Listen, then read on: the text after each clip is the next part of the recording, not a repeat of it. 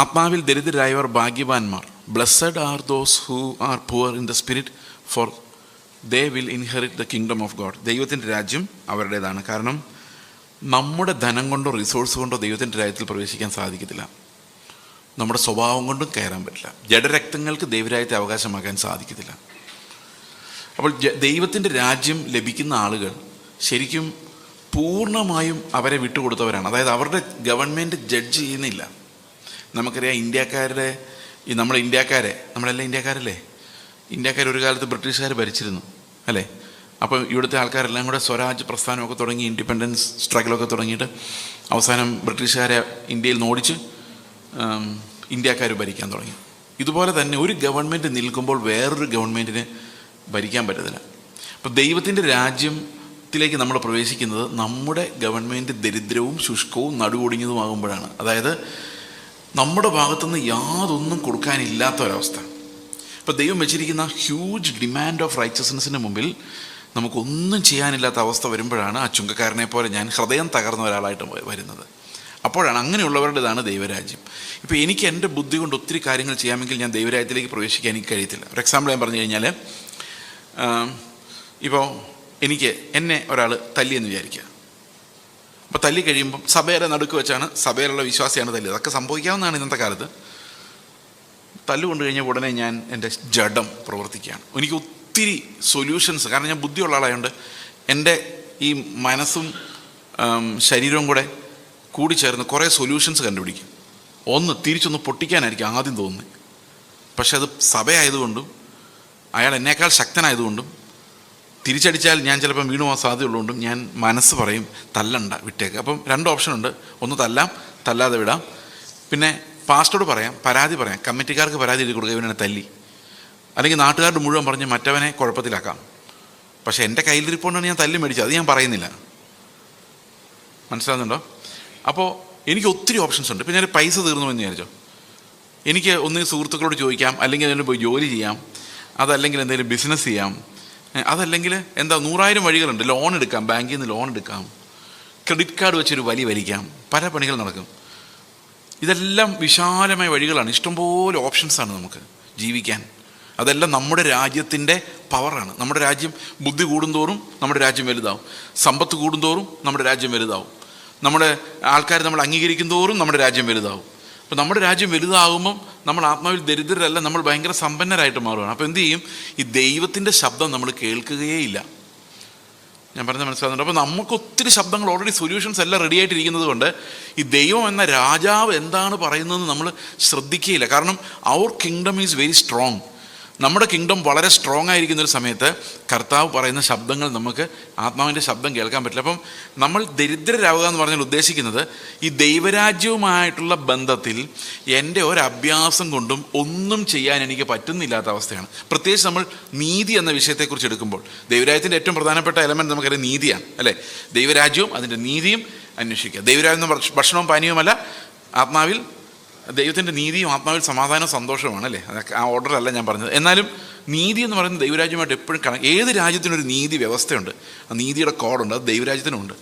അപ്പോൾ നമ്മൾ സ്വയം നീതിമാന്മാരെന്ന് വിചാരിക്കുമ്പോൾ ഒരിക്കലും ദൈവത്തിൻ്റെ ന്യായക്കോടതിയുടെ മുമ്പിലേക്ക് നമുക്ക് ചെന്ന് നിൽക്കാൻ പറ്റില്ല. കാരണം എന്താണ്? Already we have passed a judgement. അപ്പോൾ ദൈവത്തിൻ്റെ ജഡ്ജ്മെൻറ്റ് കേൾക്കാൻ ഇനി ഞാൻ ആവശ്യമില്ല. കാരണം ഐ എം ഗുഡ് അല്ലേ? നമ്മളെല്ലാം ഡീസൻ്റ് ആൾക്കാരും ചിലപ്പോൾ 1-2 തെറ്റൊക്കെ ചെയ്യുന്നവരുമാണ് എന്നാണ് നമ്മുടെ എല്ലാവരുടെയും ചിന്ത. അങ്ങനെയുള്ളവർക്കുള്ളൊരു പ്രോബ്ലം എന്ന് പറഞ്ഞു കഴിഞ്ഞാൽ ഈ ദൈവത്തിൻ്റെ മുമ്പിൽ ചെന്ന് നിന്നിട്ട് ആ ജഡ്ജ്മെൻറ്റ് സ്വീകരിക്കാൻ പറ്റാത്തൊരവസ്ഥ വരും. ഞാൻ എൻ്റെ ഒരു ജീവിതത്തിൽ സംഭവിച്ചൊരു കാര്യം, ഞാൻ എങ്ങനെയാണ് ആത്മാവിൽ ദരിദ്രനായി മാറിയതെന്ന് നിങ്ങളോട് പറയാൻ എനിക്ക് ആഗ്രഹമുണ്ട്. അപ്പോൾ അത് നിങ്ങൾക്ക് ഒരുപക്ഷെ അത് മനസ്സിലാവുമായിരിക്കും. ഈ ദാരിദ്ര്യം എനിക്ക് സംഭവിച്ചത് 1994 പെട്ടെന്ന് ഞാൻ ദരിദ്രനായി പോയത്. അതുവരെ ഞാൻ ഭയങ്കര സമ്പന്നനായിരുന്നു. ഈ സമ്പന്നത എന്ന് പറഞ്ഞു കഴിഞ്ഞാൽ ഞാൻ ഉദ്ദേശിക്കുന്ന സമ്പന്നത, ഞാൻ ഭയങ്കര ഡീസൻ്റായിട്ടുള്ളൊരു സ്റ്റുഡൻ്റ് ആയിരുന്നു.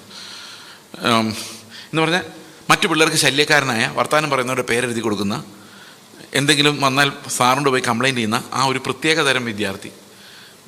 മറ്റു വിദ്യാർത്ഥികൾക്കൊന്നും ഇഷ്ടമില്ലാത്ത സാറുമാരുടെ സൈഡിൽ നിൽക്കുന്ന വിദ്യാർത്ഥി. അങ്ങനെ ഒരാളായിരുന്നു ഞാൻ. അപ്പോൾ എൻ്റെ ക്യാരക്ടറും കോണ്ടക്റ്റൊക്കെ ഭയങ്കര നല്ലതെന്ന് എല്ലാവരും വിചാരിച്ചുകൊണ്ടിരുന്നത്. അപ്പോൾ അതനുസരിച്ച് അവരെന്നെ, ഈവൻ ടീച്ചേഴ്സ് പോലും ഞാനൊരു തെറ്റ് എന്ന് പറഞ്ഞാൽ വിശ്വസിക്കത്തില്ലായിരുന്നു. അത്ര ഭയങ്കര അഭിനയമായിരുന്നു എൻ്റേത്.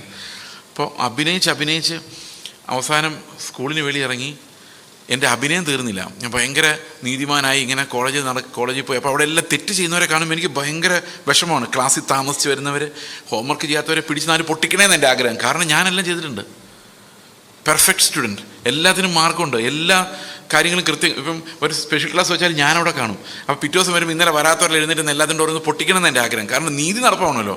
ഇപ്പോൾ നീതി നടപ്പാകാൻ വേണ്ടി ഞാൻ എന്തും ചെയ്യുന്ന ഒരവസ്ഥയിലാണ് ഞാൻ നടക്കുന്നത്. ഭയങ്കര നീതിമാനാണ്. അങ്ങനെ പോയി കോളേജ് ലൈഫായി പകുതി ആയപ്പോഴാണ് ഈ ദാരിദ്ര്യം എന്നെ വന്ന് അടിച്ച് തകർത്ത് കളഞ്ഞത്. ഈ ദാരിദ്ര്യം വന്ന് ഞാൻ സുവിശേഷം കേട്ടെന്നാണ്. ഈ സുവിശേഷം കേട്ടെന്ന് എനിക്ക് മനസ്സിലായത് ഞാൻ വെറും ദരിദ്രനും നരകയോഗ്യനും ഞാൻ വിചാരിച്ചാൽ പോലും നന്നാകാൻ പറ്റാത്തവനുമാണ് എന്നുള്ള കാര്യം. ഇത് ദൈവത്തിൻ്റെ ആത്മാവിനല്ലാതെ നമുക്ക് ബോധ്യപ്പെടുകയില്ല. നമ്മളെപ്പോഴും നമ്മൾ ചെയ്ത കുഞ്ഞു കുഞ്ഞു കാര്യങ്ങൾ അത്തിയിലകൾ വെച്ചുകൊണ്ട് നമ്മൾ നീതിമാന്മാരായിട്ട് നടിക്കും. അത് നമ്മളോട് തന്നെ നടിക്കും. അതാണ് അതിനകത്ത് ഏറ്റവും വലിയ രസം. നമ്മളെന്തെങ്കിലും തെറ്റ് ചെയ്ത് നമുക്ക് തന്നെ അറിയാമെങ്കിലും വേറൊരു എക്സ്ക്യൂസ് വെച്ചിട്ട് അതിനെ നമ്മൾ മറച്ചു കളയും. ഇപ്പോൾ ഉദാഹരണത്തിന് ഞാനും ഇവിടുത്തെ പാസ്റ്ററും കൂടെ വഴക്കുണ്ടാക്കിയെന്ന് വിചാരിച്ചോ, ഒന്നുമില്ല, ചുമ്മാ എക്സാമ്പിൾ. അപ്പോൾ അങ്ങോട്ട് പോകുന്ന വഴിക്ക് ഞാനിങ്ങനെ ചിന്തിക്കാം, മോശമായിപ്പോയി, വേണ്ടായിരുന്നു, എൻ്റെ വായ ശരിയല്ല, കഷ്ടമായിപ്പോയി സോറി പറഞ്ഞേക്കാം, പിന്നെ ഓർത്ത് നാളെ കാണുമ്പം പറയാം. അപ്പോൾ എനിക്ക് എൻ്റെ കോടതിക്ക് പ്രവർത്തിക്കാൻ 24 മണിക്കൂർ കിട്ടിയേക്കുക. അപ്പോൾ ഞാൻ ഇതുമായിട്ട് റൂമിൽ പോയി എൻ്റെ കോടതി വർക്ക് ചെയ്യുക. നീ എന്തിനാ മാപ്പ് പറയുന്നത്? അയാൾ അങ്ങനെ പറഞ്ഞുകൊണ്ടല്ലേ നീ ഇങ്ങനെ പറഞ്ഞ്, നിൻ്റെ ഭാഗത്ത് ന്യായമുണ്ട്. അങ്ങനെ എൻ്റെ കോടതി അങ്ങനെ ആക്കും. ഒരു 24 hours കഴിയുമ്പം അയാൾ ലോകത്തിലേക്ക് ഏറ്റവും മോശം ആളും ഞാൻ ഗതികേട് കൊണ്ട് മാത്രം വഴക്കുണ്ടാക്കി ഒരു പാവവുമായിട്ട് മാറും. അത്ര കപ്പാസിറ്റിയാണ് നമ്മുടെ അകത്തുള്ള ഈ കോർട്ട് സിസ്റ്റത്തിന്. ശരിയാണോ? നിങ്ങൾക്ക് മനസ്സിലാവുന്നുണ്ട് ഈ സാധനം? നിങ്ങളെല്ലാം ഉള്ളിലുണ്ട്. ഇത് ഇരിക്കുന്നിടത്തോളം കാലം ദൈവത്തിൻ്റെ സന്നിധി ചെന്നിട്ട് അയ്യോ ഞാൻ പൊളിഞ്ഞേ ഒന്നുമില്ലേ എന്ന് പറയാൻ പറ്റത്തില്ല. കാരണം ഉണ്ട്, നമ്മുടെ കോടതി സമ്മതിക്കുന്നില്ല. നമുക്കിങ്ങനെ അഭിനയിക്കാം, ഞാൻ പൊടിയാണേ പുഴുവാണേ ഇങ്ങനെയൊക്കെ പറയാം. പക്ഷെ അതൊന്നും ദൈവത്തിന് മുമ്പിൽ വർക്ക് ചെയ്തില്ല. കാരണം എന്താണെന്ന് വെച്ച് കഴിഞ്ഞാൽ യഥാർത്ഥത്തിൽ എൻ്റെ ഹൃദയം പറയുന്നുണ്ട്, അവനേക്കാളും എന്തായാലും നീ ഭേദമാണ്, അപ്പുറത്തിരിക്കുന്ന 2 പേരെക്കാളും നീ ഭേദമാണ്, ഒന്നുമല്ല നിൻ്റെ ഭാര്യയെക്കാളും നീ ഭേദമാണ്. നിൻ്റെ ഭാര്യ നിന്നോട് എന്തുമാത്രം പറയില്ല, ഭർത്താവ് എന്തുമാത്രം വഴക്കുണ്ടാക്കും, എന്നിട്ട് നീ എത്ര സഹിക്കുന്നു, നീ എത്ര നല്ല ആളാണ് എന്ന് ഈ കോടതി പറഞ്ഞുകൊണ്ടിരിക്കുമ്പം ഞാൻ എങ്ങനെ ചുമ്മാ അഭിനയിക്കുക കർത്താവിൻ്റെ മുമ്പിൽ എന്നിട്ട് അയ്യോ ഒന്നുമില്ല കർത്താവേ നീ തന്നാലത്തില്ല, ഒന്നുമില്ല, ചുമ്മാ നമ്പർ. അതെല്ലാം ഇതൊക്കെ ജഡത്തിൻ്റെ ഓരോ നമ്പറുകളാണ്. ഇത് നമ്മൾ യഥാർത്ഥത്തിൽ ഹൃദയം തകർന്ന ഒരാളായി മാറുക എന്ന് പറയുന്നത് എളുപ്പമല്ല. ഈ ഹൃദയം തകരുന്ന ഒരവസ്ഥ, അതായത് ദൈവമേ നിൻ്റെ മുമ്പിൽ നിൽക്കാൻ പോലും ഞാൻ യോഗ്യനല്ല എന്നൊരവസ്ഥ എൻ്റെ ആത്മാവിൽ വന്നാലേ ദാരിദ്ര്യമുള്ളൂ. ബുദ്ധിയിൽ വന്നിട്ട് കാര്യമില്ല. ആത്മാവിൽ വരിക എന്ന് പറഞ്ഞു കഴിഞ്ഞാൽ എൻ്റെ അന്തരാത്മാവ് കൊണ്ട് എനിക്കറിയാം ഞാനാണ് ഇവിടുത്തെ ഏറ്റവും വലിയ പാപി. അതെനിക്ക് എൻ്റെ അന്തരാത്മാവ് കൊണ്ടറിയാം. ഇപ്പം ഞാനിവിടെ നിൽക്കുമ്പം എനിക്കറിയാം ഇവിടെ ഇരിക്കുന്നതിൽ ഏറ്റവും വലിയ പാപി, ഏറ്റവും കൃപ ലഭിക്കേണ്ടത് ഞാനാണെന്ന് എനിക്കറിയാം. അത് നിങ്ങൾക്ക് അറിയത്തില്ലെങ്കിൽ എൻ്റെ കാര്യം ഞാൻ പറഞ്ഞു, അതറിയുമ്പോഴാണ് നമ്മൾ തകരുന്നത്. കർത്താവ് ഏറ്റവും കൂടുതൽ സ്നേഹിച്ച ശിഷ്യൻ ആരാ? യോഹന്നാനാന്ന് ആരാ പറഞ്ഞേക്കുന്നത്? യോഹന്നാൻ്റെ സുവിശേഷത്തിൽ മാത്രമേ ഉള്ളൂ. മത്തായിയുടെ സുവിശേഷത്തിലില്ല, മർക്കോസിൻ്റെ സുവിശേഷത്തിലില്ല, ലൂക്കോസിൻ്റെ സുവിശേഷത്തിലില്ല, വേറെ ലേഖനങ്ങളിൽ ഒന്നും എഴുതിയിട്ടില്ല യേശുക്രിസ്തു ഏറ്റവും കൂടുതൽ സ്നേഹിച്ച യോഹന്നാനെയാണ്. അത് യോഹന്നാൻ അങ്ങ് പറഞ്ഞതാ. പക്ഷേ യേശുക്രിസ്തു യഥാർത്ഥത്തിൽ ഏറ്റവും കൂടുതൽ സ്നേഹിച്ച ശിഷ്യൻ ആരാന്നറിയോ? ആരാ? പത്രോസ് ഒന്നുമല്ല, നിങ്ങൾ വിചാരിക്കുന്ന ആളെയല്ല. കാരണം യോഹന്നാൻ ആലോചിച്ച് നോക്കിയപ്പോൾ യോഹന്നാനെ രക്ഷിക്കാൻ കർത്താവിന്, ഞാനുള്ള സത്യം തുറന്നു പറഞ്ഞേക്കാം, ഇനി ഞാൻ മറച്ചു വയ്ക്കുന്നില്ല, അത് ഞാനാണ് കർത്താവ് ഏറ്റവും കൂടുതൽ സ്നേഹിച്ചത്. കാരണം കൂടുതൽ ഇളച്ചി കിട്ടിയവനാണ് കൂടുതൽ സ്നേഹം കിട്ടിയത്. അപ്പോൾ യോഹന്നാൻ നോക്കിയപ്പോൾ എന്നെ സ്നേഹിക്കാൻ കർത്താവിന് എന്തുമാത്രം സഹിക്കേണ്ടി വന്നെന്നാണ് യോഹന്നാൻ ചിന്തിക്കുന്നത്. പത്രോസിനൊന്നും ക്ഷമിക്കാൻ അത്രയും പാടില്ല. എന്നെപ്പോലൊരു ആളെ സ്നേഹിക്കാൻ എന്നെ നെഞ്ചോടിരുത്തി എത്രമാത്രം കർത്താവ് എന്നെ കൊണ്ടു നടന്നു എന്ന് യോഹന്നാൻ അറിയാം. അപ്പോൾ അങ്ങനെ ആ കണക്ക് വെച്ച് നോക്കിയാൽ ഏറ്റവും കൂടുതൽ കർത്താവ് സ്നേഹിച്ചത് എന്നെയല്ലേ? ആണോ? കാരണം യോഹന്നാനെ സ്നേഹിക്കുന്നതിനേക്കാൾ എന്ത് പാടായിരുന്നു എന്നെ സ്നേഹിക്കാൻ. അപ്പോൾ കൂടുതൽ കുഴിയിലേക്ക് ഇറങ്ങി വന്നത് എന്നെ പൊക്കിയെടുക്കാൻ വേണ്ടിയാണ്. അപ്പോൾ ഇത് ശരിക്കും എൻ്റെ ഹൃദയത്തിലേക്ക് വന്നു കഴിഞ്ഞാൽ എനിക്ക് ആരോടും ഒരു ദോഷവും തോന്നില്ല. അയാൾ ശരിയല്ലെന്ന് എൻ്റെ മനസ്സിൽ വരത്തില്ല. കാരണം ഞാൻ അതിനേക്കാളും വലിയ കൃപയ്ക്കകത്ത് നടക്കുന്നയാളാണ്. ഇതിനെയാണ് നമ്മൾ ആത്മദാരിദ്ര്യം എന്ന് പറയുന്നത്. ഈ സ്റ്റേജിൽ നിന്ന് പുൽപ്പിറ്റിൽ നിന്ന് അലറി കേൾക്കുന്നതൊക്കെ ആത്മിക സമ്പന്നതയുടെ അഹങ്കാരങ്ങളുടെ അലർച്ചയാണ്. അവർ പ്രസംഗിക്കുന്നിടത്തുനിന്ന് അവരെ പോലെ ആരും ഈ ലോകത്തില്ലെന്ന് തോന്നും. വെറും അഭിനയമാണ്. ഇത് കണ്ടിട്ടാണ് കർത്താവ് പറഞ്ഞത്, പരീശന്മാർ ശാസ്ത്രിമാരുമായുള്ളവരെ നിങ്ങൾക്ക് കഷ്ടം, നിങ്ങൾ മനുഷ്യർ കാണുക നീതി പ്രവർത്തിക്കുകയും മറ്റുള്ളവർ വിധിച്ചു കളയുകയും ചെയ്യുന്നു. ന്യായം മറിച്ച് കളയുന്ന പരീശന്മാരും ശാസ്ത്രിമാരുടെ പ്രത്യേകത എന്താണ്? അവർ സ്വയം നീതിമാന്മാരെന്ന് വിചാരിക്കുന്നവരാണ്. അവർക്ക് പാപബോധമില്ല, തകരുന്നില്ല, ബ്രോക്കൺ ആകുന്നില്ല. ഈ ബ്രോക്കൺനെസ് ഞാൻ ഈ ഒരു പ്രസംഗം പ്രസംഗിച്ചാലും നിങ്ങൾക്ക് വരത്തൊന്നുമില്ല. അത് കർത്താവിൻ്റെ പ്രസൻസ് നമ്മൾ അനുഭവിക്കുമ്പോഴാണ് വരുന്നത്. ഇന്നലെ യെശയ്യാവിന് വന്നതുപോലെ ഇത് ശരിക്കും നമ്മുടെ സ്പിരിച്വൽ യാത്രയുടെ തുടക്കമാണ് ഈ ബ്രോക്കൺനെസ് എന്ന് പറയുന്നത്. അവിടെയാണ് എൻ്റെ ദാരിദ്ര്യം. ഈ സ്പിരിച്വൽ പോവർട്ടി എന്ന് പറയുമ്പോൾ അതിനർത്ഥം ശരിക്കും ആത്മാവിൽ, അന്തരാത്മാവിൽ, ഇന്നർ സോളിൽ നമ്മൾ ദരിദ്രന്മാരാന്നുള്ളതാണ്. That means I'm deeply aware about my true position. ഇതാണ് എൻ്റെ ദാരിദ്ര്യം എന്ന് പറയുന്നത്. അപ്പം ഞാനിങ്ങനെ വലിയ മിടുക്കനായിട്ടിരിക്കുന്ന സമയത്താണ് ഈ സുവിശേഷം കേൾക്കുന്നത്. സുവിശേഷം കേട്ട് കഴിഞ്ഞപ്പം ഇതൊരു കോടതി മുറിയിലാണ് ഈ ശരിക്കും നീതീകരണം നടക്കുന്നത്. ദൈവത്തിൻ്റെ കോടതി, ദൈവത്തിൻ്റെ രാജ്യമാണെങ്കിൽ ദൈവത്തിൻ്റെ കോടതി. ദൈവത്തിൻ്റെ കോടതിയിലോട്ട് ഞാൻ പ്രതിസ്ഥാനത്ത് പോയി നിൽക്കുകയാണ്. അപ്പം എനിക്കെതിരെയുള്ള കുറ്റങ്ങളുമായിട്ട് സാത്താൻ വന്നിട്ടുണ്ട്. ഈ സാത്താനാണ് എല്ലാവരുടെ കുറ്റങ്ങൾ കണ്ടുപിടിക്കുന്നതിൽ എക്സ്പെർട്ടായിട്ടുള്ള ആൾ. പിന്നെ നമ്മളുടെ ഇടയിൽ അങ്ങനത്തെ കുറേ ആൾക്കാരുണ്ട്, മറ്റൊരാളുടെ കുറ്റം എങ്ങനെയും കണ്ടുപിടിക്കുക, അവരുടെ കുറ്റം ഒരിക്കലും കാണുമില്ല. അങ്ങനെ സാത്താൻ്റെ അതേ സ്വഭാവമുള്ള ഒത്തിരി ആൾക്കാർ നമ്മുടെ ഇടയിൽ ഉണ്ട് എന്നുള്ളത് സത്യമാണെങ്കിലും നമ്മളെക്കാളൊക്കെ ഇക്കാര്യത്തിൽ മിടുക്കൻ സാത്താൻ തന്നെയാണ്. ഓക്കെ, അപ്പോൾ സാത്താൻ എൻ്റെ പാപങ്ങൾ, ഞാൻ ചെറുപ്പത്തിൽ തൊട്ട് ചെയ്ത പാപങ്ങളുടെ ഒരു ലിസ്റ്റുമായിട്ട് ദൈവത്തിന് മുമ്പിൽ പോയി നിൽക്കും. ഞാനൊരു ഇത്രയും വലിയ ഫയലോ ഇത്രയും പേപ്പറോ ഒരു തെറ്റും ചെയ്യാത്ത ഞാനാ. അതാ എൻ്റെ ചിന്ത. ഞാൻ ചെയ്തതെല്ലാം നീതിയാന്ന് എൻ്റെ ചിന്ത. ആദ്യത്തെ പേജ് എടുത്തു. സാത്താൻ പറയാണ് ഈ ചേസ് ജോസഫ് എന്ന് പറയുന്നത് ഇവനൊരു കൊലപാതകനാണ്. ഞാൻ പറഞ്ഞു കൊലപാതകനോ? ഞാൻ വെജിറ്റേറിയനാണ്, ഞാനൊരു കോഴിയെ പോലും കൊല്ലുന്നില്ല. അന്ന് ഞാൻ പക്ക വെജിറ്റേറിയൻ ആയിരുന്നു. എന്തിനാണ് തിന്നുന്നതിനെ കൊല്ലുന്നത്? കൊല്ലാതെ തിന്നുകൂടെ എന്നൊരു ഒരു ഒരു ക്യാമ്പയിനിങ് നടത്തിക്കൊണ്ടിരുന്ന ആളാണ് ഞാൻ. അതിന് ലേഖനം വരെ എഴുതിയിട്ടുണ്ട്. അപ്പോഴാണ് സാത്താൻ എന്ന് പറഞ്ഞവൻ കൊലപാതകനാണ്. ഇപ്പം എല്ലാം കഴിക്കും കേട്ടോ, കുറച്ച് കുറച്ച്. അപ്പം കർത്താവ് പറയാണ് നീ എത്ര കോഴിയെ തിന്നാലും കുഴപ്പമില്ല, പക്ഷെ സഹോദരനെ ദ്വേഷിക്കുന്നവൻ എല്ലാം കൊലപാതകൻ എന്നാണ് ഇവിടെ എൻ്റർ ചെയ്തിരിക്കുന്നത്.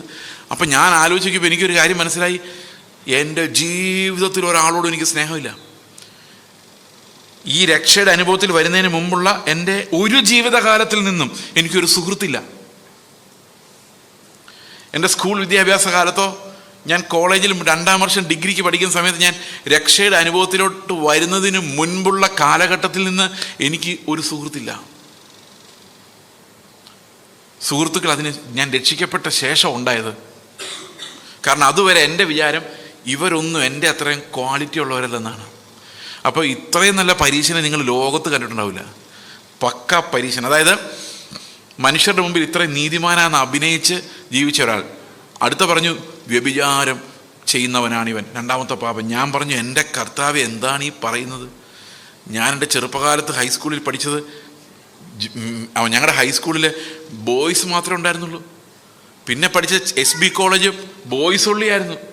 പ്രേമിച്ചിട്ട് പോലും ഇല്ല. പിന്നെ എങ്ങനെയാണ് അപ്പോൾ കർത്താവിൻ്റെ ആത്മാവ് പറഞ്ഞു നീ വ്യഭിചാരം ഒന്നും ചെയ്യണ്ട, ഹൃദയം കൊണ്ട് നീ മോഹിച്ചിട്ടുണ്ടെങ്കിൽ വ്യഭിചാരിയാണ്. അപ്പം ഞാൻ 2 പാപം സംഭവിച്ചു. അത് ശരിയാണ്, ഹൃദയം കൊണ്ട് ആ പ്രായമാകുമ്പോഴേക്കും മോഹങ്ങൾ ഇങ്ങനെ ഉണ്ടായിക്കൊണ്ടിരിക്കുമല്ലോ.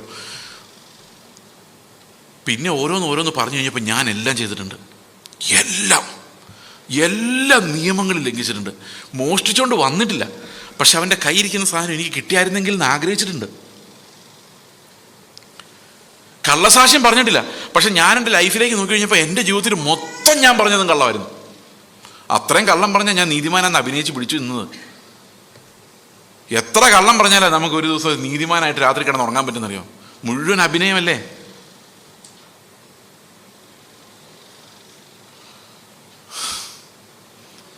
അവസാനം പറഞ്ഞു വന്നപ്പോൾ എല്ലാ പാപവും ചെയ്തിട്ടുണ്ട്.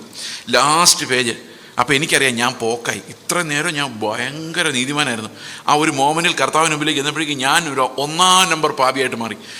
ഒരു ക്ലെയിം പോലും ഇല്ല, ഒരു നന്മ ചെയ്തെന്ന് പറയാനില്ല. അതിന്നുമില്ല. ഞാൻ ചെയ്തെന്ന് പറയാനില്ല.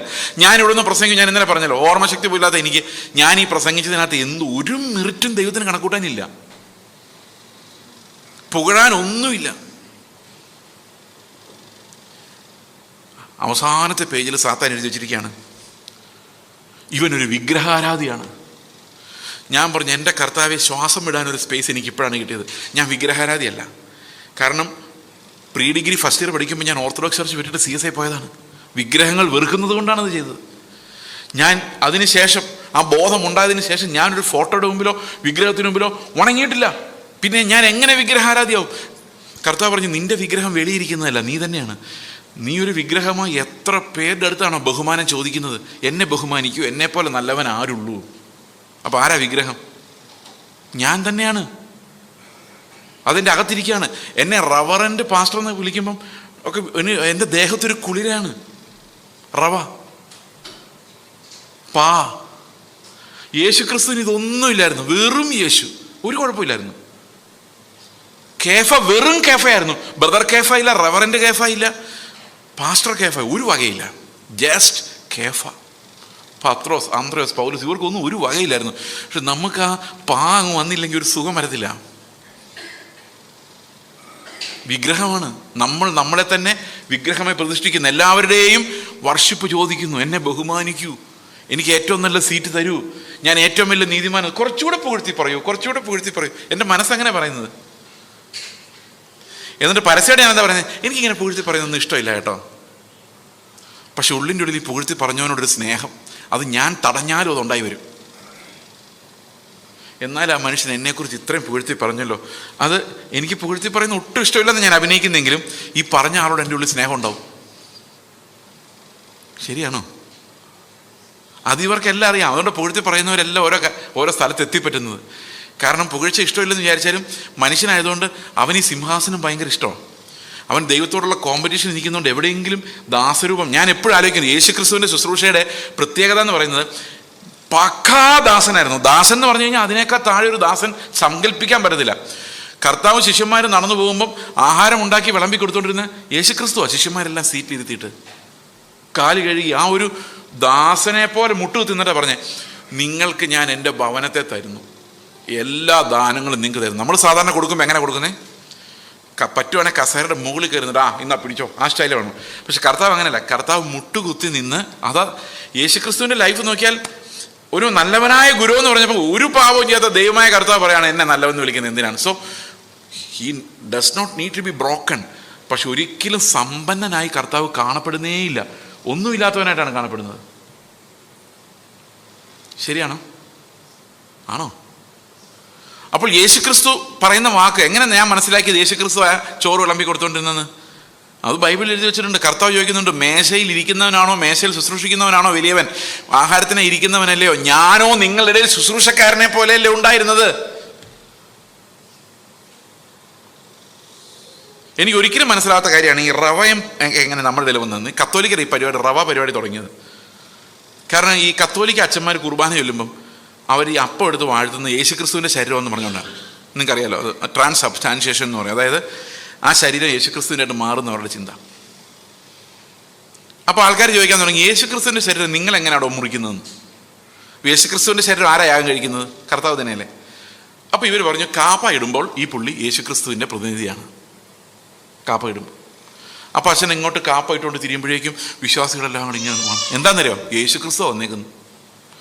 എന്താ ഗ്ലോറിയസ് വിഗ്രഹാരാധന! ഇത് അവരുടെ തിയോളജി. എന്നിട്ട് ഈ കർത്താവിൻ്റെ പ്രതിപുരുഷനായി നിന്നുകൊണ്ടാണ് അച്ഛൻ യാഗം. അപ്പോൾ യേശുക്രിസ്തു യാഗം അർപ്പിച്ച പോലെയാണ് ഭക്തിയോടെ കത്തോലിക്കരെ സ്വീകരിക്കുന്നത്. ഇതിൻ്റെയൊക്കെ ഇടയ്ക്ക് പോയി നിന്ന് വാങ്ങിക്കുന്ന ബന്ധുക്കൂസാരുണ്ട്. കാരണം എന്ത് ചെയ്യാനാണ്? പഴയ പാരമ്പര്യം. ഇടയ്ക്കിടയ്ക്ക് ബന്ധുക്കളെ പ്രസാദിപ്പിക്കാനും ഒക്കെ പോയി അതിൻ്റെ കൂടെ നിൽക്കുന്ന ആൾക്കാരും എനിക്കറിയാം. അപ്പോൾ അതുകൊണ്ടാണ് അവരെ റെവറൻസ്, ഭയഭക്തി ബഹുമാനങ്ങളോടെ നോക്കേണ്ടവൻ എന്ന അർത്ഥത്തിൽ അവരെ റവ എന്ന് വിളിക്കാൻ തുടങ്ങിയത്. നമ്മുടെ ഉപദേശിമാരെങ്ങനെ റവയായതെന്ന് എനിക്ക് ഒരു തരത്തിലും പിടിയിടുന്നില്ല. എങ്ങനെയോ ആയിപ്പോയി. അപ്പോൾ ഈ വിഗ്രഹം വെച്ചുകൊണ്ട് ആൾക്കാരുടെ പുകഴ്ത്തൽ ആഗ്രഹിക്കുന്ന ഒരു മൈൻഡ് നമ്മുടെ ഉള്ളിലുണ്ടെങ്കിൽ വി ആർ പ്രൊമോട്ടിങ് ഐഡോലേറ്ററി എന്ന് മാത്രമല്ല, നമ്മൾ തന്നെ നമ്മളെ വർഷിപ്പ് ചെയ്യുകയാണ്. Self worship, will worshipping. അത് കൊളോസ്യ ലേഖനത്തിൻ്റെ വേറൊരു പഠനമാണ്. ഈ വിൽ വർഷിപ്പിംഗ് എന്ന് പറഞ്ഞാൽ എന്താണെന്നുള്ളത്. നമ്മുടെ തന്നെ വിൽ പവറിനെ വർഷിപ്പ്. ചില ആൾക്കാരെ കുറിച്ച് പറയത്തില്ലേ, ഞാൻ ഒരു 5-10 വർഷം മുമ്പ് കേട്ടതാണ്. ഒരു സ്ത്രീ ഉണ്ട് അത്ര, ഒരു പ്രവാചകി, 20 വർഷമായിട്ട് വെള്ളം കുടിച്ചിട്ടില്ല. കേട്ടിട്ടുണ്ടോ അങ്ങനെയൊക്കെ? നിങ്ങൾ കേട്ടിട്ടുണ്ടോ അങ്ങനെ? ആഹാരം കഴിച്ചിട്ടില്ല. അപ്പോൾ നമ്മൾ എന്താ പറയുന്നത്? അവരുടെ ഒരു വിൽ പവർ കേട്ടോ എന്നാ പറയുന്നത്. കാരണം ആ വില്ലിനെ നമ്മൾ പ്രൊമോട്ട് ചെയ്ത്, കർത്താവിനെ അല്ല, ഈ മനുഷ്യരുടെ വിൽ പവർ, മനുഷ്യരിലേക്ക് ആരാധന, മഹത്വം. അവൻ എന്ത് നല്ല ദൈവദാസൻ, നല്ലത് ക്രിസ്തു മാത്രമേ ഉള്ളൂ. കർത്താവ് എന്താ പറഞ്ഞത്? നല്ലവനായ ഗുരു എന്ന് പറഞ്ഞപ്പോൾ എന്താ പറഞ്ഞത്? ദൈവം ഒരുവനല്ലാതെ നല്ലവനാരുമില്ല. അപ്പം ദാരിദ്ര്യം, ശരിക്കും നമുക്ക് ആത്മീക ദാരിദ്ര്യം ഉണ്ടായാൽ നമ്മുടെ ഉള്ളിൽ നിന്നുള്ള എല്ലാ പുകഴ്ചകളും പോവും.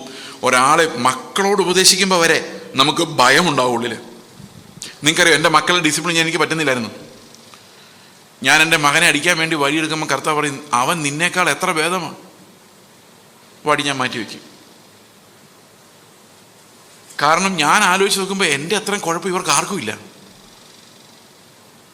അതുകൊണ്ടാണ് പുതിയ നിയമത്തിൽ പിള്ളേരെ തല്ലാൻ പറയാത്തത്. പഴയ നിയമത്തിൽ പിള്ളേരെ തല്ലി വളർത്താൻ പറഞ്ഞിട്ട് പുതിയ നിയമത്തിൽ പൗലോസ് പറയാണ് ഏറ്റവും ലേറ്റസ്റ്റ് സൈക്കോളജി, നിങ്ങളുടെ മക്കൾ ഭയപ്പെട്ടു പോകാതിരിക്കേണ്ടതിന് അവരെ നിങ്ങൾ ദേഷ്യം പിടിപ്പിക്കരുത്, പ്രകോപിപ്പിക്കരുത്. അവരെ പത്യോപദേശം കൊടുത്ത് പോറ്റി വളർത്തണം. എന്താ ഈ പത്യോപദേശം? ധർമ്മോപദേശം പറഞ്ഞാൽ മോഷ്ടിക്കലടാ, രാവിലെ എഴുന്നേക്കടാ, പഠിക്കടാ, അതാണ് ധർമ്മോപദേശം, ധർമ്മം. പത്യോപദേശം എന്താ? പത്യോപദേശം ഇങ്ങനെ പറയുന്നത്, മോനെ മോളെ, നമ്മുടെ വീട്ടിൽ എല്ലാവരും പാപികളാണ്, നീയും നിൻ്റെ അപ്പനും അമ്മയും എല്ലാം പാപികളാണ്, നീതിമാനായ യേശുക്രിസ്തു എന്ന് ഒരുവൻ മാത്രമേ വീട്ടിലുള്ളൂ, നീ ഭയപ്പെടേണ്ടത് എന്നെയല്ല, നിന്നെ വീണ്ടെടുത്ത ക്രിസ്തുവിനെയാണ്. ഇതാണ് പത്യോപദേശം. ദൈവ ഭയം എന്ന് പറയുന്നത് മനുഷ്യരുടെ ഭയം കൊണ്ട് നേടുന്ന ഒന്നല്ല. നമ്മുടെ വീട്ടിൽ ആ കൊച്ചു കയറുമ്പോൾ മനസ്സിലാക്കണം, ഇവിടെ അപ്പനും അമ്മയും ഈ വീടും ഭയപ്പെടുന്ന ഒരു ദൈവമാണ് അവിടുത്തെ രാജാവ്. അതാണ് ദൈവത്തിൻ്റെ രാജ്യം എന്ന് പറയുന്നത്. അപ്പൻ്റെ രാജ്യമല്ല. ഞാൻ അവനെ തല്ലി എന്നെ പോലാക്കിയിട്ട് എന്ത് കാര്യം? അപ്പോൾ ആത്മാവിൽ ദാരിദ്ര്യമുണ്ടെങ്കിൽ മാത്രമേ, നമ്മുടെ ഉള്ളിൽ ആ നത്തിങ്നെസ് ഫീൽ ചെയ്താൽ മാത്രമേ നമുക്ക് ദൈവത്തിൻ്റെ രാജ്യം അവകാശം. മനസ്സിലാവുന്നുണ്ട് ആ കാര്യം ഞാൻ പറയുന്നത്? അപ്പോൾ ദൈവം രാജാവായി നിങ്ങളുടെ ഭവനത്തിൽ വരണമെങ്കിൽ നിങ്ങളുടെ രാജത്വം വിടേണ്ടി വരും. അങ്ങനെ ചുമ്മാ വിടാൻ പറ്റത്തില്ല. അത് വിടണമെങ്കിൽ നമ്മുടെ ഹൃദയം തകരണം, നമുക്ക് ആത്മാവിൽ ആ ദാരിദ്ര്യം അനുഭവിക്കണം. We should feel that we have nothing to claim, nothing to glory. ഇത് രക്ഷയുടെ ഏറ്റവും വലിയൊരു പ്രിൻസിപ്പിളാണ്. പ്രശംസ എടുത്തു കളയുക എന്ന് പറയുന്നത്. നമ്മൾ ഇന്നലെ 1 കൊരിന്ത്യർ ലേഖനത്തിൽ നിന്ന് അത് കണ്ടിരുന്നു. പ്രശംസ എടുത്തു കളയുക. That's God's agenda, that's God's plan. നമുക്കൊന്നും പുകഴാനുണ്ടാകരുത്, ഒരു നന്മയും ഒരു നീതിയും. ചർച്ചിന് വേണ്ടി ഞാൻ അത്രയും ചെയ്തു, ഞാനാണ് ഇന്ന് രാവിലെ വന്ന്, ഇതൊന്നും യാതൊരു മെറിറ്റും ദൈവത്തിന് മുമ്പിലില്ല. അപ്പോൾ സ്നേഹത്തിൽ ചെയ്യുന്നതാണ്, എല്ലാം സ്നേഹത്തിൽ ചെയ്യുന്നതാണ്. സ്നേഹം തികഞ്ഞിട്ട് ചെയ്യുന്ന പ്രവൃത്തികൾ മാത്രമേ അതിനകത്ത് നമുക്ക് കണക്കില്ല. അപ്പോൾ ഞാൻ വിചാരിക്കുന്നു നിങ്ങൾക്ക് ആത്മാവിലുള്ള ദാരിദ്ര്യം എന്തായെന്ന് മനസ്സിലായെന്ന് ഞാൻ വിചാരിക്കുന്നു. നിങ്ങൾ ഒരു കാര്യം ശ്രദ്ധിച്ചു കഴിഞ്ഞാൽ, ഈ പഴയ നിയമത്തിലെ ഹാബേലിൻ്റെ കഥ മുതൽ പുതിയ നിയമത്തിലെ യോഹന്നാൻ പത്മോസ് ദ്വീപിൽ കിടക്കുന്ന കഥ വരെ നിങ്ങൾ നോക്കിയാൽ, ഈ ബ്രോക്കൺ അല്ലാത്ത, ആത്മാവിൽ ദരിദ്രനല്ലാത്ത ഒരൊറ്റയാളെ പോലും ദൈവം ഉപയോഗിച്ചിട്ടില്ല. ഒരു മിടുക്കന്മാരെ ഉപയോഗിച്ചിട്ടില്ല. എല്ലാം പൊളിഞ്ഞു പോയവരാണ് ഉപയോഗിച്ചിരിക്കുന്നത്, അല്ലെങ്കിൽ ദൈവം പൊളിച്ചിട്ടാണ് ഉപയോഗിക്കുന്നത്. പത്രോസിൻ്റെയും പൗലോസിൻ്റെയും കഥ ഇതെനിക്ക് ഭയങ്കര ഇൻട്രസ്റ്റിംഗ് ആയിട്ട് തോന്നിയിട്ടൊരു കഥയാണ്. പത്രോസ് ഒന്നും അറിയാൻ വയ്യാത്ത സാധാരണ സാമാന്യ യഹൂദ വിദ്യാഭ്യാസം മാത്രമുള്ള ഒരു മുക്കുവനും, പൗലോസ് ഭയങ്കര ജ്ഞാനിയായ ഗമാലിയേലിൻ്റെ പാദപീഠത്തിലിരുന്ന് പഠിച്ച ഒരു ഭയങ്കര ജ്ഞാനിയായ ഒരു മനുഷ്യനുമായിരുന്നു. ഞാനായിരുന്നു യേശുക്രിസ്തുവിൻ്റെ സ്ഥാനത്തെങ്കിൽ പത്രോസിനെയാണ് കൊരിന്ത് സഭയിലോട്ടൊക്കെ വിടുള്ളൂ. കാരണം കൊരിന്ത് സഭയിൽ ആർക്കും വലിയ വിവരമൊന്നുമില്ല, ബർബരന്മാരെന്നാണ് പറഞ്ഞത്. പൗലോസിനെ എങ്ങോട്ട് വിട്ടേനെ? സെന്നിദ്രിൻ സംഘത്തോടും അതുപോലെ വലിയ വലിയ യഹൂദന്മാരോടും സംസാരിക്കാൻ ആരെ വിട്ടേനെ? പൗലോസിനെ വിട്ടേനെ. കർത്താവ് എന്ത് പറഞ്ഞറിയാം? പൗലോസ്, നീ പോയി ഈ കൊരിന്ത് സഭയിൽ പോയിട്ട് അവരോട് മണ്ടത്തരം പ്രസംഗിക്കുക, അവർക്കൊന്നും മനസ്സിലാവില്ല. അപ്പം എൻ്റെ ജ്ഞാനം, ഞാൻ ഇത്രയും പഠിച്ചത് അത് മരിച്ചു, അതുകൊണ്ട് ഒരു പ്രയോജനമില്ല. ഞാൻ നിൻ്റെ വായിൽ എന്ത് തരുന്നോ അത് മാത്രം. പത്രോസിനെ നേരെ സെന്നിദ്രിൻ സംഘത്തിലിട്ട്, വാ തുറക്കടാ, സംസാരിക്കുക. അവൻ ദരിദ്രൻ, അവനൊന്നും അറിയാൻ മേല. കർത്താവ് അവനോട് സംസാരിച്ചുകൊണ്ടിരിക്കും.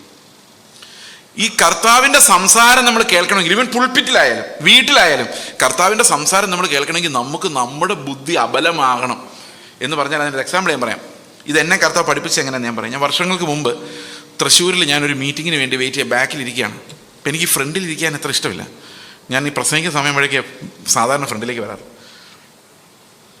ഇപ്പം ബാക്കിലിങ്ങനെ ഇരിക്കുമ്പോൾ ഒരു പയ്യൻ, 25 വയസ്സുള്ളൊരു പയ്യൻ ഒരു പാട്ട് പാടി. ആ പാട്ട് ഇതായിരുന്നു, പോകല്ലേ കടന്ന് തന്നെ. നിങ്ങൾക്ക് ആ പാട്ട് അറിയാമോ? Pass me not O gentle saviour. അപ്പോൾ ഈ പാട്ട് എങ്ങനെ, മറ്റുള്ളവരെ നീ ദർശിച്ചിടുമ്പോൾ, ഞാൻ പാടുന്നില്ല, പാടി കുളമാക്കിയാൽ ശരിയാകത്തില്ല. മറ്റുള്ളവരെ ദർശിച്ചിടുമ്പോൾ എന്നെ നീ ഓർക്കണേ എന്നാണ് ആ പാട്ട്, അല്ലേ? അറിയാമോ പാട്ട്? അപ്പം ഞാൻ അവിടെ നിന്ന് ഇങ്ങനെ ആലോചിക്കുകയാണ്, മറ്റുള്ളവരെ നീ ദർശിക്കുമ്പോൾ എന്നെ നീ ഓർക്കണമെന്ന് എന്തിനാണ് പറയുന്നത്? കർത്താവ് എന്നെ എങ്ങനെ മറന്നു പോകും? അതെന്തോ അങ്ങനെ പാടുന്നത്? പോകല്ലേ കടന്ന് തന്നെ, ദൈവം എന്നെ എങ്ങനെ കടന്നങ്ങ് പോകും? അതെന്തോ അത്? ഞാനിങ്ങനെ ആലോചിച്ചു. അപ്പോൾ ഈ സ്റ്റേജിൽ നിൽക്കുന്ന പയ്യൻ പറഞ്ഞു, ഇത് ഫാനി ജെ ക്രോസ്ബി എഴുതിയ പാട്ടാണ്.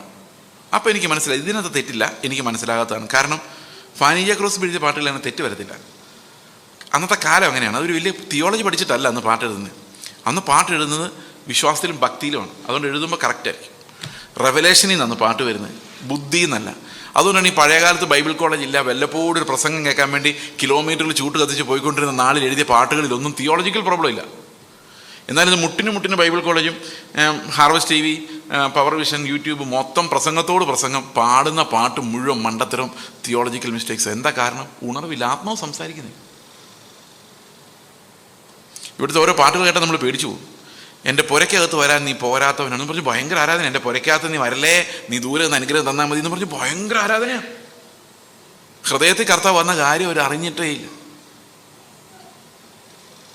ഒന്ന് ആലോചിക്ക്, അത് രക്ഷിക്കപ്പെടാത്ത ഒരു ശതാധിപൻ പറഞ്ഞ വിശ്വാസം, അതായത് അത് ഇന്നുള്ള പെന്തക്കോസുകാരെക്കാൾ നല്ല വിശ്വാസമാണ്. നിങ്ങളൊന്ന് ആലോചിക്കുക, ആ ശതാധിപൻ എന്താ പറഞ്ഞത്? എൻ്റെ കൊച്ചിനെ സൗഖ്യമാക്കാൻ നീ വന്ന് തലയെ കൈവയ്ക്കേണ്ട കാര്യമില്ല, നീ ഇവിടെ ഇരുന്നൊരു വാക്ക് കൽപ്പിച്ചാൽ മതി. നമുക്കത് പോരാ, നമ്മൾ ആ സ്ഥലത്ത് ലൊക്കേഷനിൽ ചെന്നാലേ നടക്കുള്ളൂ. ദൈവം എവിടെ ഇരുന്ന് ഒരുപോലെ പ്രവർത്തിക്കാൻ പറ്റുന്ന ദൈവമാണെന്നാണ് ആ ശതാധിപൻ വിശ്വസിച്ചത്. അപ്പോൾ ആ കർത്താവ് പറഞ്ഞു, നിന്റെ വിശ്വാസം അതിഭയങ്കര. കാരണം നമുക്ക് അവിടെ ലൊക്കേഷനിൽ കർത്താവിനെ എത്തിക്കണം നമ്മുടെ ചിന്ത. ഓക്കെ, അപ്പോൾ ഞാൻ പറഞ്ഞു വരുന്നത്, ഞാനിങ്ങനെ ഈ പാട്ടിങ്ങനെ കേട്ടോണ്ടിരുന്ന് അവസാനം ഫാനി ജെ ക്രോസ്ബിയുടെ ആണെന്ന് മനസ്സിലായപ്പം എൻ്റെ ഹൃദയത്തിൽ നിന്ന് ഒരു ഭാരം അങ്ങ് നീങ്ങി. അപ്പോൾ എൻ്റെ കുഴപ്പമായിരിക്കും, കാരണം ഫാനി ജെ ക്രോസ്ബിയുടെ പാട്ടുകളിൽ അങ്ങനെ തിയോളജിക്കൽ മിസ്റ്റേക്ക് ഒന്നും വരത്തില്ല. കാരണം പ്രത്യാശയോടെ ജീവിച്ച് മരിച്ച ഒരു അന്ധയായ ഒരു പാട്ടുകാരിയാണ്. അപ്പം ഞാൻ ഫ്രണ്ടിലേക്ക് വന്നു, സ്റ്റേജിൽ വന്നിങ്ങനെ നിൽക്കുകയാണ്. അപ്പോൾ കർത്താവിൻ്റെ ആത്മാവ് എന്നോട് ചോദിച്ചു, ഈ ജനത്തോട് സംസാരിക്കേണ്ടത് എന്താണെന്ന് നിനക്കറിയാം? നിനക്കറിയാം, ഞാൻ ഒരു പേപ്പർ തുണ്ടും ഇല്ലാതെ അവിടെ നിൽക്കുന്നത്, ഒരു പേന പോലും, ഒരു ഡയറി പോലും, ഒരു സ്ലിപ്പ് പോലും ഇല്ലാത്ത ഒരാൾ ഞാൻ. ഇതിനകത്ത് ഇംഗ്ലീഷും മലയാളം ബൈബിൾ ഉള്ളതുകൊണ്ടാണ് ഞാനിത് ഓപ്പൺ ചെയ്തിട്ട് പോലും ഇല്ല. ഞാൻ അവിടെ ഇങ്ങനെ നിന്നു. അപ്പോൾ കർത്താവിൻ്റെ ആത്മാവിനോട് ചോദിച്ചു, ഈ ജനത്തോട് സംസാരിക്കാനുള്ള എന്താ നിനക്കറിയാം? അപ്പോൾ എൻ്റെ മനസ്സിലേക്ക് ഒന്ന് അറിയാം. കാരണം എന്താ? ആദ്യമായിട്ട് കാണുന്ന ജനമാണ്. ഞാൻ വീണ്ടും ജനനത്തെക്കുറിച്ച് പ്രസംഗിക്കാനാണ് വന്നേക്കുന്നത്. പെട്ടെന്ന് എൻ്റെ ആത്മാവിലൊരു ശൂന്യത എനിക്ക് അനുഭവപ്പെട്ടു. ആരും എന്നോട് മിണ്ടുന്നില്ല. There is no presence of the Holy Spirit. അപ്പോൾ ഞാൻ ഒരു നിമിഷം സ്തബ്ധനായിട്ട് ഇങ്ങനെ നിന്നു. കാരണം നമുക്ക് ചില സമയത്ത് സ്റ്റേജിൽ നിന്ന് കഴിയുമ്പോൾ എവിടാന്ന് മറന്നു പോകത്തില്ലേ, കിളി പോകുന്ന അവസ്ഥ. അതുപോലെ ഞാൻ ആ സ്റ്റേജിൽ നിൽക്കുക. പെട്ടെന്ന് എൻ്റെ ഉള്ളിലേക്ക് ഈ പാട്ട് വന്നു, പോകല്ലേ കടന്നെന്നെ, എൻ്റെ കയ്യിലൊന്നുമില്ല, എൻ്റെ കയ്യിൽ ഒരു ബുദ്ധിയുമില്ല, നീ എന്നെ വിട്ടുപോയാൽ ഞാൻ അനാഥനായി ഈ സ്റ്റേജിൽ നിൽക്കേണ്ടി വരും. ഒരക്ഷരം പോലും പറയാനുള്ള പ്രാഗൽഭ്യമോ ധൈര്യമോ കപ്പാസിറ്റിയോ ജ്ഞാനമോ എനിക്കില്ല. നീ എൻ്റെ കൂടെ ഇല്ലെങ്കിൽ ഞാൻ ഇവിടെ തീർന്നു. എനിക്കത് ആ സ്റ്റേജിലാണ് മനസ്സിലായത്. കർത്താവ് എൻ്റെ പ്രസൻസ് ഇല്ലെങ്കിൽ അവിടെ അത് തീർന്നു. ആ മിനിസ്ട്രി ഈസ് ഓവർ. ഇത് ദൈവത്തിൻ്റെ ആത്മാവ് പറയുന്ന കേൾക്കണമെങ്കിൽ, ആ ശുശ്രൂഷ അങ്ങനെ കർത്താവിൻ്റെ ശബ്ദം കേൾക്കണമെങ്കിൽ, നമ്മുടെ ജീവിതത്തിൽ കർത്താവിൻ്റെ ശബ്ദം കേൾക്കണമെങ്കിൽ നമ്മുടെ ബുദ്ധിയോട് ലിസൺ ചെയ്യുന്ന അവിടെ ഒന്നും ഇല്ലെന്ന് നമുക്ക് മനസ്സിലാണ്. There is nothing to gain from what lessons that we have learned from the world. Okay, അപ്പോൾ ഇതിനാണ് നമ്മൾ ആത്മീക ദാരിദ്ര്യം എന്ന് പറയുന്നത്. ഓക്കെ, അത്രയും മനസ്സിലായല്ലോ? സന്തോഷമായല്ലോ? ഓക്കെ, അപ്പോൾ ഞാൻ പറഞ്ഞതുകൊണ്ട് ഇത് കിട്ടില്ല എന്നുകൊണ്ട് നിങ്ങൾ ഓർത്തിരിക്കണം. എന്നാൽ ഇന്ന് ഞങ്ങൾ ആത്മാവിലെ ദാരിദ്ര്യത്തെക്കുറിച്ച് പ്രസംഗം കേട്ടു. അതുകൊണ്ട് ഇന്ന് തൊട്ട് ഞങ്ങൾ ആത്മാവിൽ ദരിദ്രന്മാരാൻ തീരുമാനിച്ചു. അങ്ങനെ ഇരുന്നുകൊണ്ടൊന്നും ആർക്കും ദരിദ്രന്മാരാകാൻ പറ്റില്ല. ഇത് കർത്താവിൻ്റെ ഒരു വെളിപ്പാട് നിങ്ങളുള്ളിലേക്ക്, വചനം വെളിപ്പാടായിട്ട് വരണം. വചനം നിങ്ങളുടെ പാപത്തെ കൺവിക്റ്റ് ചെയ്യണം. ഞാൻ അന്ന് ഈ അവസാന വിഗ്രഹാരാധനയുടെ പാപവും കൂടെ ഇത് കണ്ടു കഴിഞ്ഞപ്പം ഞാൻ കർത്താവിനോട് പറഞ്ഞതെന്ന് എനിക്കിന്ന് ഓർമ്മയുണ്ട്. അത് ഓർക്കുമ്പോൾ ഞാൻ ഇപ്പോഴും ചിലപ്പോൾ വിങ്ങാറുണ്ട്. കാരണം കർത്താവിനോട് ഞാൻ പറഞ്ഞു, എൻ്റെ കർത്താവേ, നീ വിചാരിച്ചാലും നന്നാകുന്ന ആളല്ല ഞാൻ. കാരണം നിനക്കങ്ങനെ വിചാരിക്കാൻ പറ്റില്ല.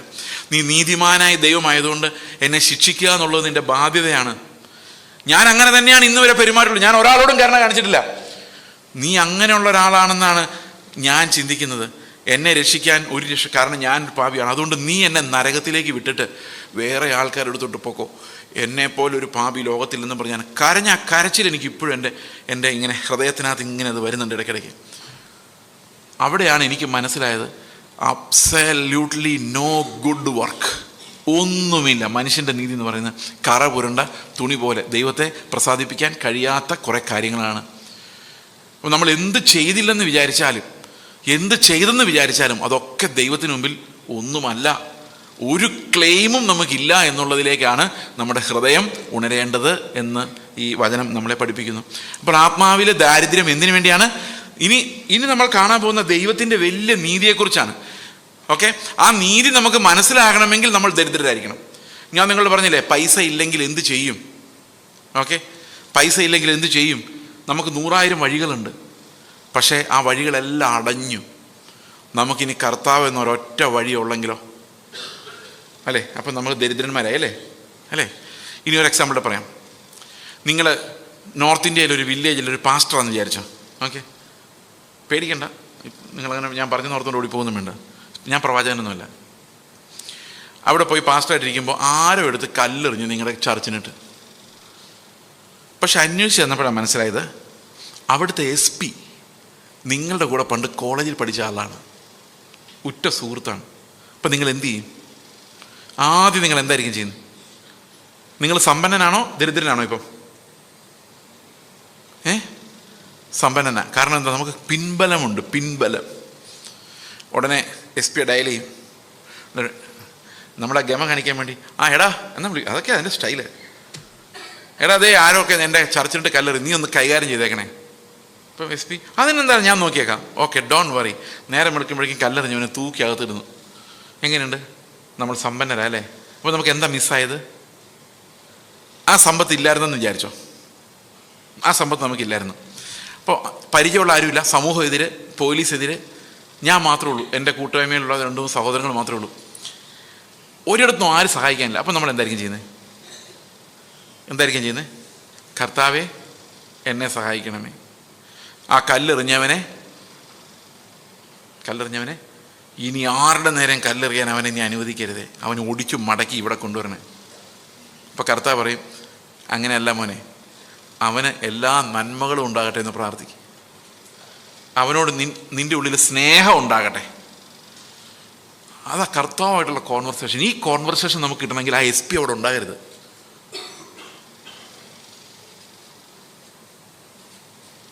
എത്ര പേർക്ക് സന്തോഷമുണ്ട്? ഇഷ്ടപ്പെട്ടതായിട്ട് തോന്നില്ല. നമുക്ക് വേണ്ടി അവിടെ ഒരു SP ഒരുക്കിയ ദൈവം എന്നാണ് നമ്മൾ ചിന്തിക്കുന്നത്. പക്ഷെ നമുക്ക് വേണ്ടി ഒരു ഇടുക്കുവഴി ഒരുക്കുന്ന ദൈവത്തെക്കുറിച്ച് നമുക്ക് അറിയത്തില്ല. ആ ഇടുക്കുവഴിയിൽ മാത്രമേ ക്രിസ്തു ഉള്ളൂ. ആ കല്ലെറിഞ്ഞവനെ പിടിച്ച് 4 പിടയ്ക്കുന്നിടത്ത് ക്രിസ്തു ഇല്ല. അത് മനുഷ്യന്റെ നീതിയാണ്. എത്ര പേർക്ക് മനസ്സിലായത്?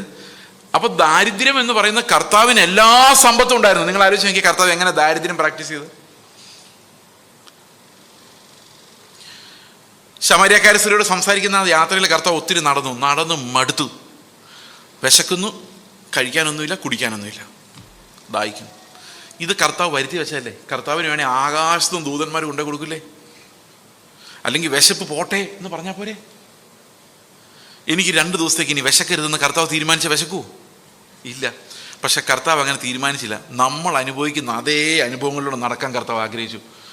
അതിനുവേണ്ടി നമ്മളെപ്പോലെ ദരിദ്രരായി മണ്ണിലൂടെ മടുത്ത് വേദന എടുത്ത് വേർത്ത് നടന്നു. അതായിരുന്നോ കർത്താവിൻ്റെ യഥാർത്ഥ ധനം? അവൻ എന്തും കഴിയുമായിരുന്നു. അപ്പം ക്രിസ്തുവിൻ്റെ ധനം എന്ന് പറയുന്നത് നമ്മുടെ പുറമേ കാണുന്ന മനുഷ്യൻ്റെ ധനമല്ല, അകത്തെ മനുഷ്യൻ്റെ ധനമാണ്. പുറം മനുഷ്യനിൽ ആശ്രയിക്കുന്നവർക്ക് അകത്തെ മനുഷ്യൻ്റെ ധനം അനുഭവിക്കാൻ കഴിയില്ല. നിങ്ങളൊരു കാര്യം അറിയാമോ? ഇന്ന് പെന്തക്കോസ്ത് ഗോളത്തിൽ, അങ്ങനെ ഒരു ഗോളം ഉണ്ടെന്ന് ആരണ്ടൊക്കെ പറയുന്നിട്ടുണ്ട്, ഈ ഗോളത്തിൽ നടക്കുന്ന പ്രാർത്ഥനകളുടെ 90% നമ്മുടെ പുറം മനുഷ്യനെ ബലപ്പെടുത്താൻ വേണ്ടിയുള്ളതാണ്. നമ്മളെ ആത്മീക ദരിദ്രന്മാരാക്കാനുള്ളതല്ല, നമ്മളോട് ചോദിക്കാൻ ആരടാന്നുള്ള ഒരു സ്റ്റൈലിൽ നമ്മളെ ശക്തരാക്കാൻ വേണ്ടിയാണ്. പണ്ടൊരു പാസ്റ്റർ പ്രസംഗിച്ചതാണ്, പത്തനംതിട്ട ജില്ലയിൽ ഏറ്റവും കൂടുതൽ ഇൻകം ടാക്സ് അടയ്ക്കുന്നവൻ ഇന്നൊരു പെന്തക്കോസ്തുകാരനാണ്, കൈ പൊക്കി സ്തോത്രം പറ. അയ്യോ, അങ്ങനെ അത് കൊതിയുള്ള എല്ലാ ആൾക്കാരും സ്തോത്രം പറഞ്ഞു. ഇൻകം ടാക്സ് അടയ്ക്കാൻ ആർക്കും കൊതിയൊന്നുമില്ല, അതിനതൊക്കെ വരുമാനം ഉണ്ടാകാനുള്ള കൊതിയുണ്ട്.